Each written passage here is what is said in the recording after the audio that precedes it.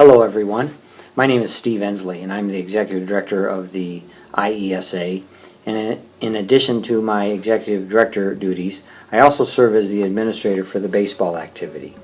And so what I'd like to do with this video presentation is to bring everyone up to date on some of the new rules for the 2016 season, as well as go over a couple of very important items as it relates to IESA coaching education, as it relates to IESA policies and bylaws.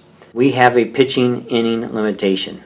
We've had some type of a pitching count limitation way before this has become the national vogue, so to speak.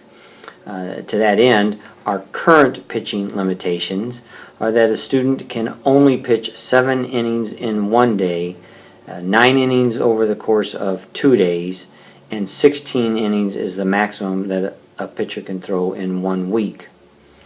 The National Federation, the rules writing body for state high school associations across the country, one of which is we send you a baseball rules book every year, has mandated that starting in the spring of 2017, all states have some type of pitch count limitation. Not an inning limitation, but a pitching or pitch count limitation. Some states have instituted 100 pitch count is the max that a pitcher can throw in a given day. Some are at 110, some are at 120. All states, all 50 states, will have to have some type of a pitch count limitation in effect for the spring of 2017. We will then have some type of pitch count limitation in effect for the fall of 2017 as well, and we will be working with our baseball advisory committee after this season is over to determine what is an appropriate pitch count limitation for a middle school student or a junior high student. But I encourage all of you to be sure that you are aware of what our pitching inning limitation is this year, and again, as I said previously, that is a 7 inning limitation as we currently have it. 9 innings over the course of 2 days. 16 innings is the maximum that a pitcher can throw in 1 week. And then we also have the limitation that if a pitcher throws more than 4 innings over the course of 2 days, that the pitcher must serve 2 days of rest before he can pitch again. So again, be sure that you're familiar with those pitching limitations, and also be aware that we will be implementing some type of a pitch count restriction or pitch count limitation in the fall of 2017. Any bat that is 31 inches and over in length must meet the standards that are listed in the Federation rule book. Those standards are really fairly simple. A bat 31 inches and over in length must have what is known as a BB core label on the bat. It can have a maximum barrel diameter of 2 5/8, and it cannot weigh more than 3 ounces, less than the length of the bat. So a 31-inch bat has to weigh at least 28 ounces. A 32-inch bat must weigh at least 29 ounces. We don't get a lot of kids at our age who are swinging bats bigger than 32 inches in length, but we have to make accommodations for the students who are not able to swing that type of a bat. And so we have an exception to the Federation rule, which allows our students to swing bats that are 30 inches and under in length with a greater than a -3 drop, as long as that barrel of the bat does not exceed 2 1/4 inches. And so students can swing bats that are 30 inches in length, 17 ounces in weight, as long as that barrel is only 2 1/4 inches. The 29-20s, the 28-17s, the 30-inch bats that only weigh 22 ounces. As long as those type of bats only have a 2 1/4 inch barrel, those would be considered to be legal bat.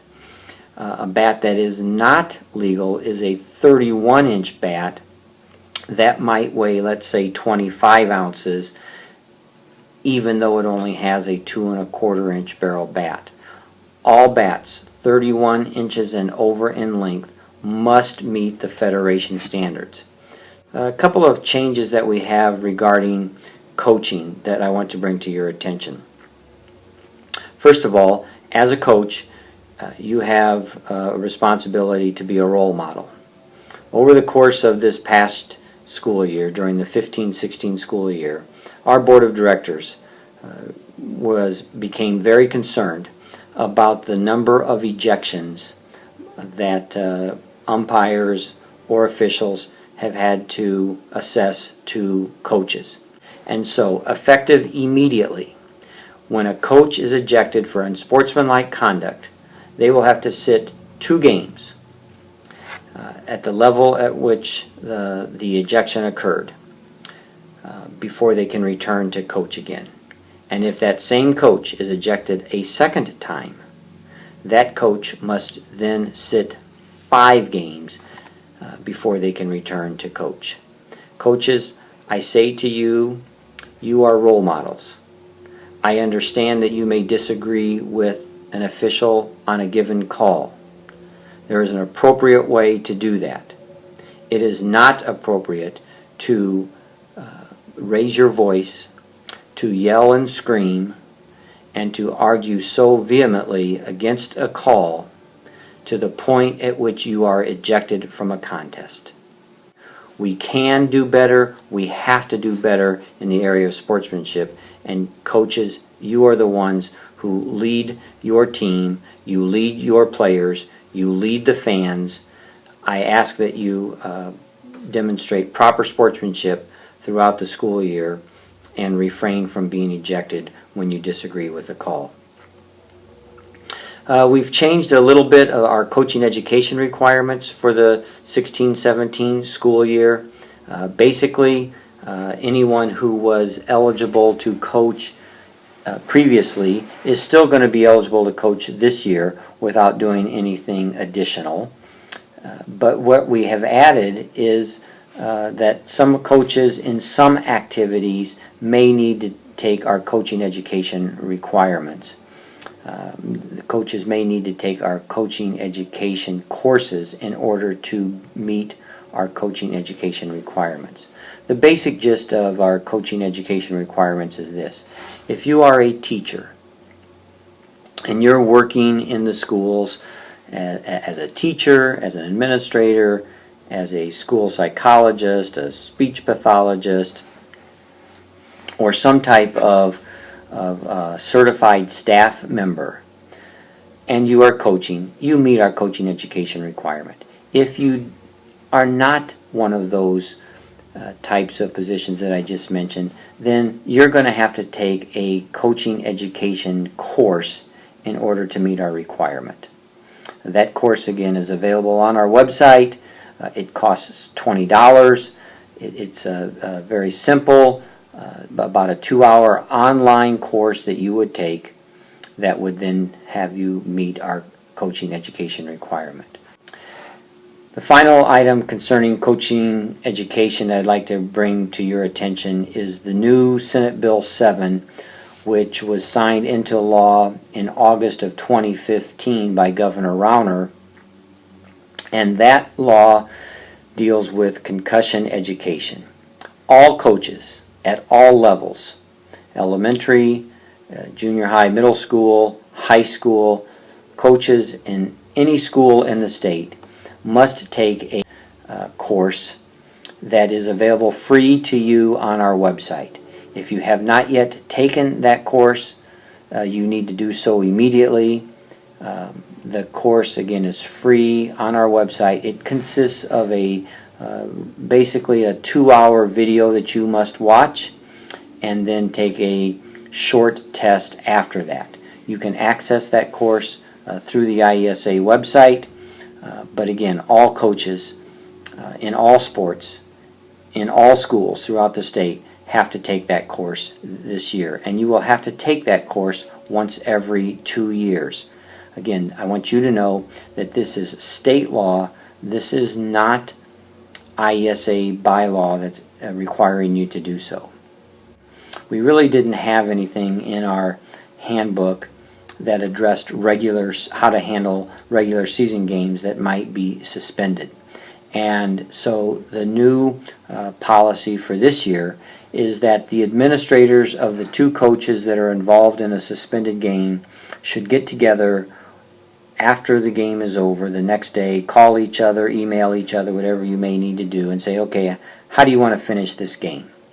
And however the two administrators agree to finish that contest is how the contest will be finished.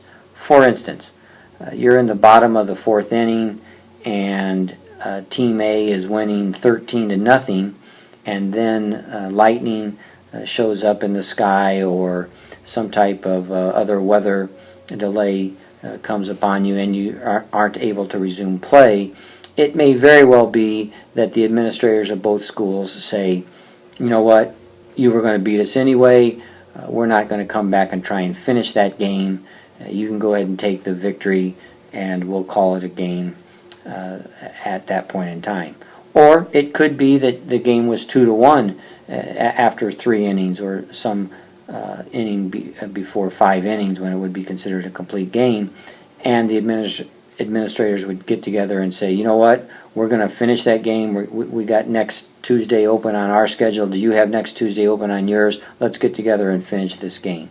So again, in cases where there's a suspended game, the two administrators of the school should get together and determine how they want to finish that game. The coach is hitting infield to the players. At the same time, the pitcher is throwing to the catcher. That is not allowed. Any type of warm-ups that the pitcher is taking before the game must be done on the bullpen mound and not on the actual mound and field that's used for the game. Another item I want to bring to your bring to your attention then deals a little bit with excessive home run celebration. It's great when kids hit home runs, but again, sportsmanship always has to be a priority. And if your players are going to come out of the dugout to congratulate the kid who hit the home run, again, be respectful. Be sure to give the batter a chance to touch home plate. But at all times, again, please be respectful that you got a catcher out there from an opposing team, and you got a pitcher who's not very happy that he just gave up a home run. So just be sure that we don't have excessive home run celebration. Been for a couple of years now brought to our attention that the games are taking exceedingly long in some cases, where it's not uncommon to have a 3-hour baseball game. That's an awfully long time for a 7-inning game. So what I'm asking all of you to do as coaches is to get your players on and off the field in between innings as quickly as possible. Federation rulebook allows for a 1-minute warm-up after the first half inning. Umpires are going to be enforcing this at our state final this year in East Peoria. We're going to do all we can to move the games along and ask that you do the same thing to your regular season games. I'm looking forward to a great IESA baseball season. Regional assignments have certainly been posted on our website. Regional contests take place September 13th for the play-in games, September 17th for the semifinals, September 19th is the regional championship game. Sectionals will take place on Saturday, September the 24th. Starting time for those sectional contests is 11 o'clock. And then our state finals are held the weekend of September 30th and October 1 at East Side Center in East Peoria. If you haven't ever been to our state final in baseball, it's a wonderful atmosphere. 3 classes all going on at once, and we're looking forward to the 24 teams that advance this year. As always, please give our office a call if you have any questions. I look forward to working with all of you this baseball season, and again, if I can ever be of any help, give me a call. Thanks a lot. Have a great season.